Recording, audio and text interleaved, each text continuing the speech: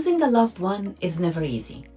And if you have recently inherited a home, it can feel overwhelming trying to figure out what to do next. Hi, I am Rania Elsherif with Realty One, and today I want to walk you through the process of inheriting and selling a property, step by step, so you will know exactly what to expect. Let's imagine this together. Your aunt owned a beautiful home here in New Hampshire, and she just passed away. You and your family are now trying to decide what to do with her property. The first question everyone asks is, where do we even start? The first step is to find out if there is a will. If there is, it usually names someone called an executor. That's the person in charge of managing the estate, including the home. If there is no will, the court will appoint someone, often a family member, to take on that role. Once that's clear, the next step is opening probate through a local circuit court. This is what legally gives the executor the authority to handle everything, paying debts, transferring a property, and ultimately selling the home. Then it's time to check how the property is titled.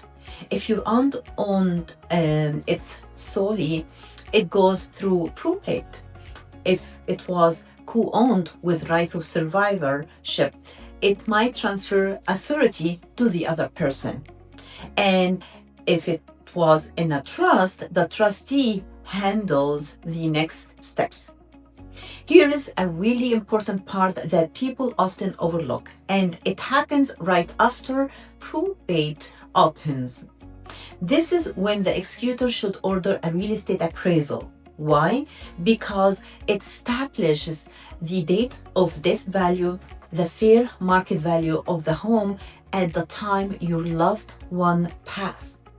That value sets the foundation for everything: taxes, estates, report, and even your listing price later on. It's what's called the step up in basis, and it can save you thousands of dollars in capital gains tax when you eventually sell. Once the appraisal is ordered, the executor uses estate funds to pay off any debts or taxes. If there is a mortgage, then settled next. After that, the property is ready to be transferred to the heir, in this case, you. When the court approves, the executor signs what's called an executor deed or fiduciary deed to officially transfer ownership to you. Now you can sell it just like any other property. That's where I often step in, helping families get the home ready, position it on the market, and guide them through the closing with compassion and expertise.